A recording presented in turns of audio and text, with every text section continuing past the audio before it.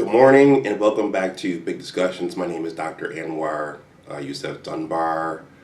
Welcome back to my channel.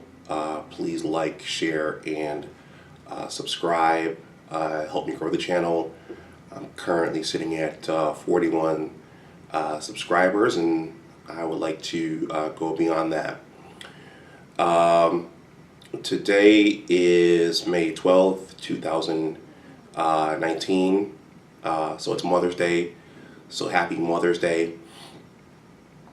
And the theme of this video is actually going to be Mother's Day. As you can see, I'm still not back at in my my home location in Northern Virginia. No Michigan flag, no JCSU on the back wall. I decided to hang out here in southeastern Michigan for a few more days after my science meeting ended, and I want to make a quick little video for Mother's Day, as it's an important day in the year. Now, if you hear something in the background, those will be airplanes going overhead. I'm staying near Detroit Metro Airport, right near the I-94, and actually right across the expressway from the airport, so I can literally see the airplanes taking off, and they're literally going overhead, over the head of this hotel, so you can hear the engine and the hum and the blast of the engine. Anyway, so I wanted to make a short little video for Mother's Day.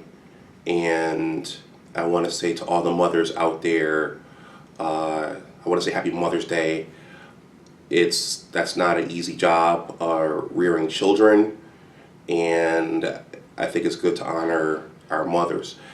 I want to start this by saying that I am a writer first and a YouTube content creator second, and I'm still figuring it out.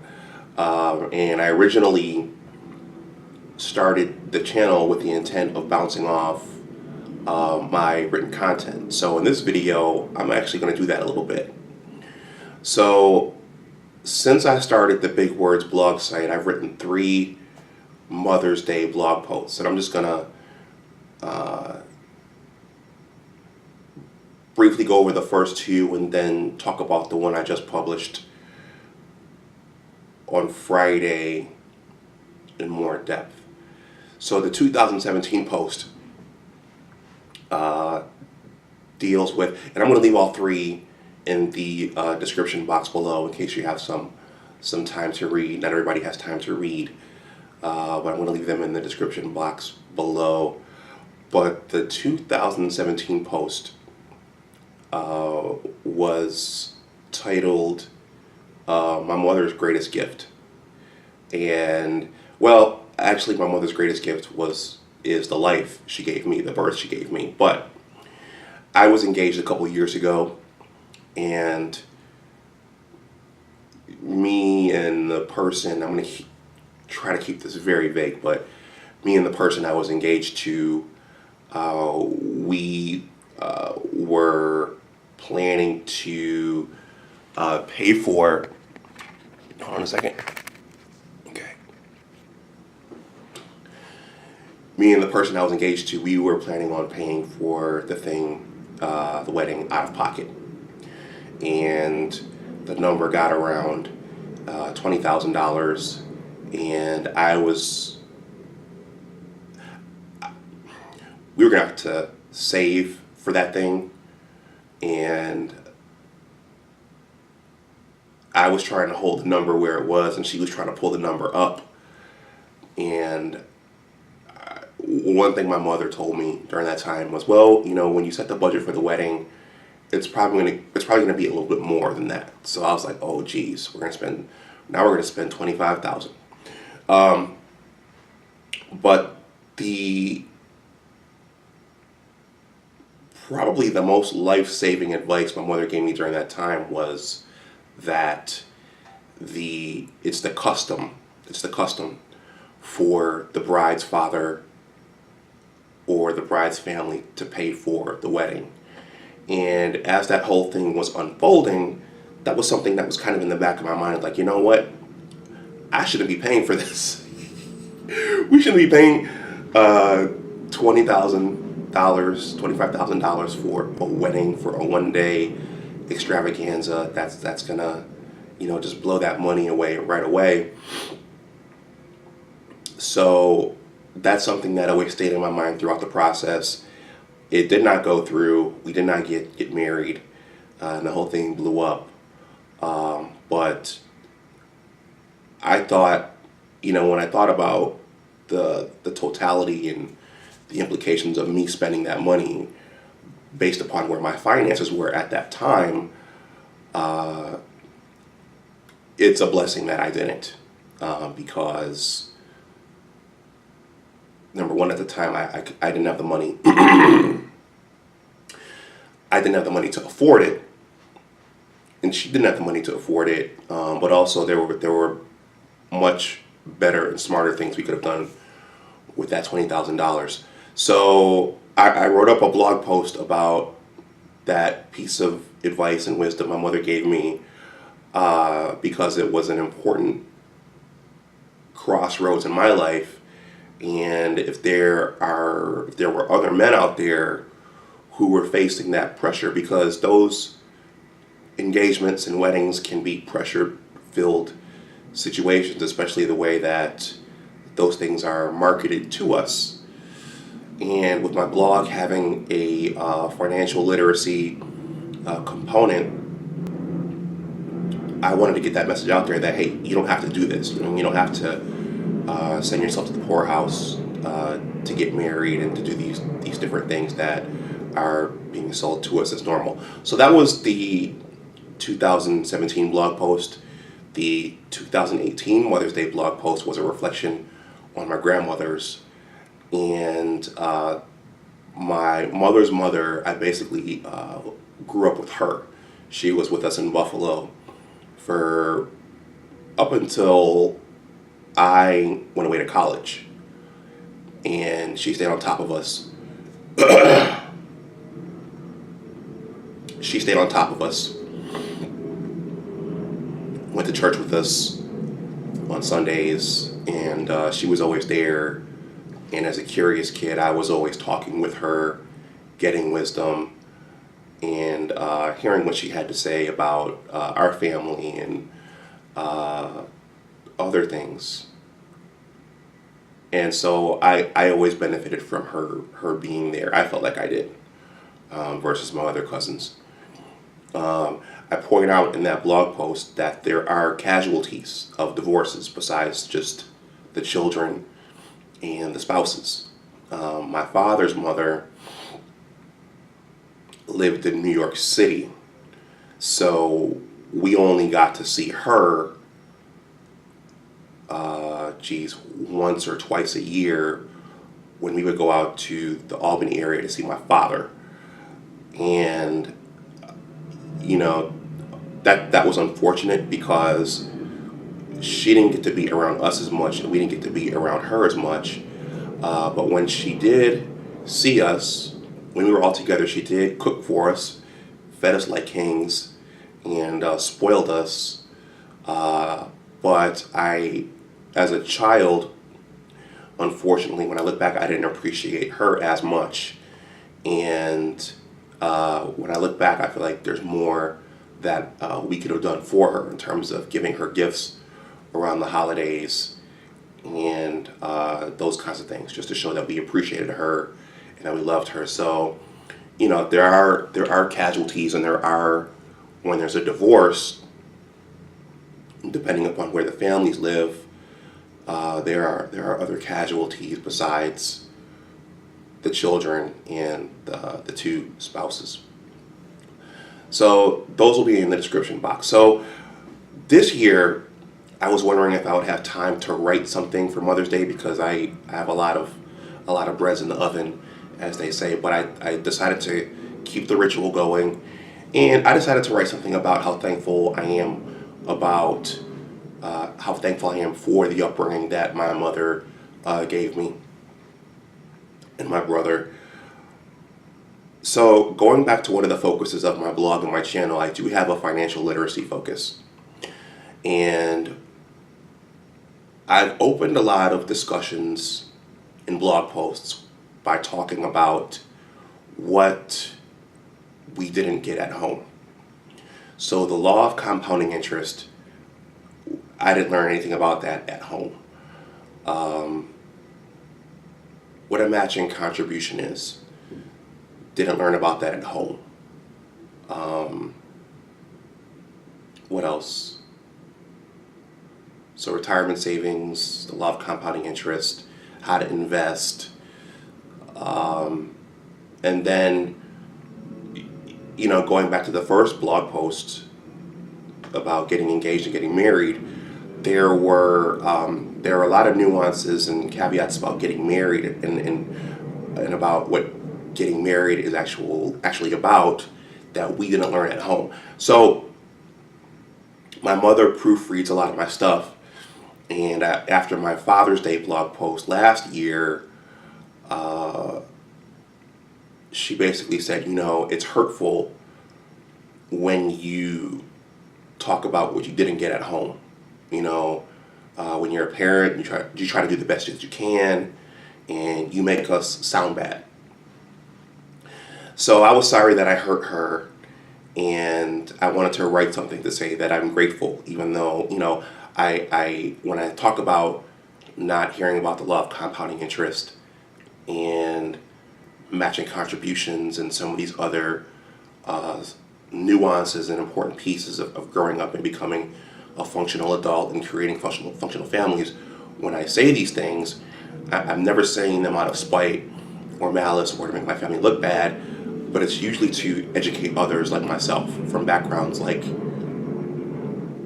my own, because there are a lot of Gen Xers, there are a lot of black Gen Xers who I share these stories with, and they say, yeah, we didn't learn about that at home either. Yeah, I didn't learn about that at home either. So I just want to express my gratitude for what my mother did do, and she did a lot.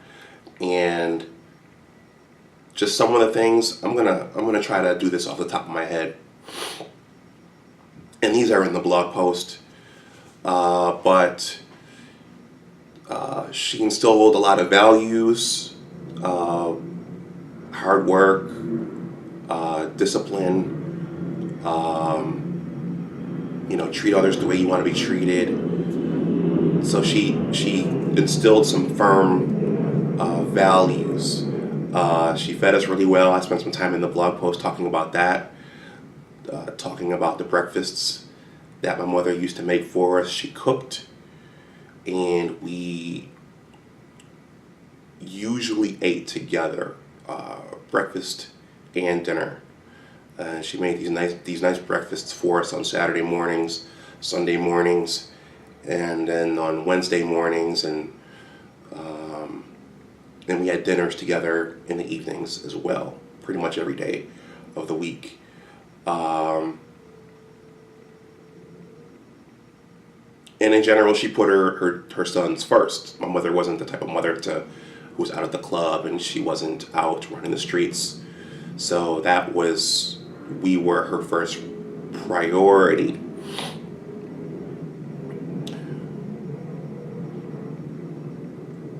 Our home was very safe, and so when I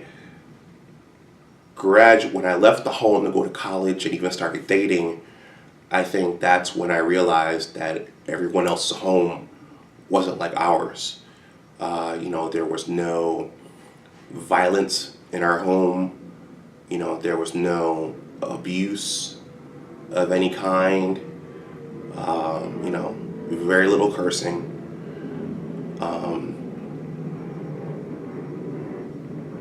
And there was a lot of love in there. I'm trying to think if there was something else. So, no abuse, no violence, no drugs. So it was a very safe place. And a cousin told me something at a family gathering within the last year, and that's that she said that you and your brother had privilege that I didn't have. And it was the first time this cousin ever said this to me. And what's interesting is that when we as black people talk about privilege, we're usually talking about white privilege and what things white people have over us that we don't have. But in this instance, my cousin who was black was saying, well, you guys had things that I didn't. And basically what she meant was her home was the exact opposite of ours. So ours was safe, and there was a lot of stuff going on in hers. You know, there was some abuse, and there was drugs and all kinds of things. And I remember this cousin, she always wanted to come over our house, and she annoyed the hell out of me at that age. And I didn't understand why she always wanted to come over, but I realize now that it's because there were things that we were getting, and we just had this safe environment that she didn't have, and she saw that and she recognized it, and she wanted to come in and be with us. And I regret not being more supportive of her coming over. We're close now, but you know, as kids, you know, you just kind of annoy the hell out of each other. There was a lot of love and positive affirmation in our home. You know, my mother readily told us that she loved us, readily told us that she was proud of us. And again, as I got older, I realized that not every kid got this in their homes. And you see it, I started to see it when I went out to college, and especially when I started dating, because that nurture that you get at home, that affects how you're socialized, and it affects how you relate to other people. And if you were never given love and those positive affirmations at home, it's going to be very difficult for you to give it to someone else. So that's a real thing.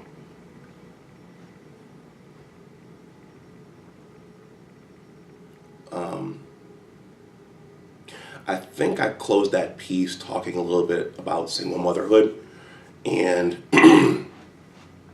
just stating that,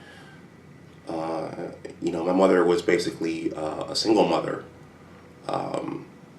She got married and divorced, and, you know, there are limits to what single mothers can do.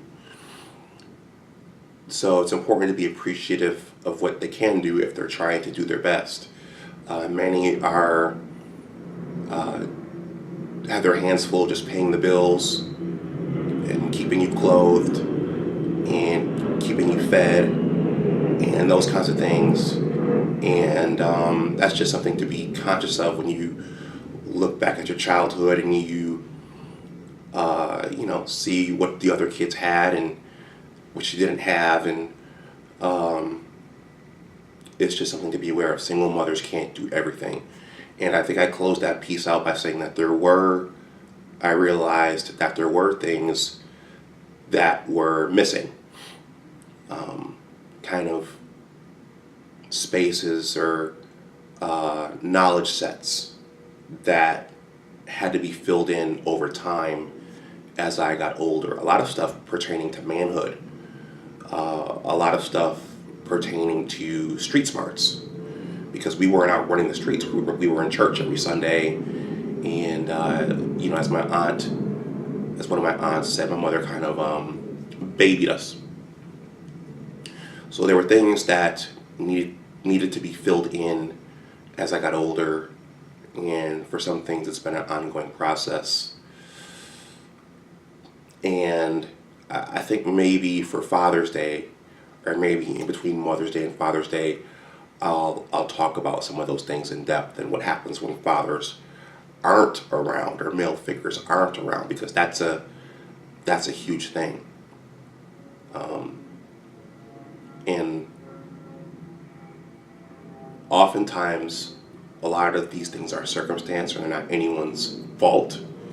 You know, divorces happen. Couples don't stay together. It just is what it is, and we have to do the best that we can to make the best of the situations that we have. So with that, I'm going to close this.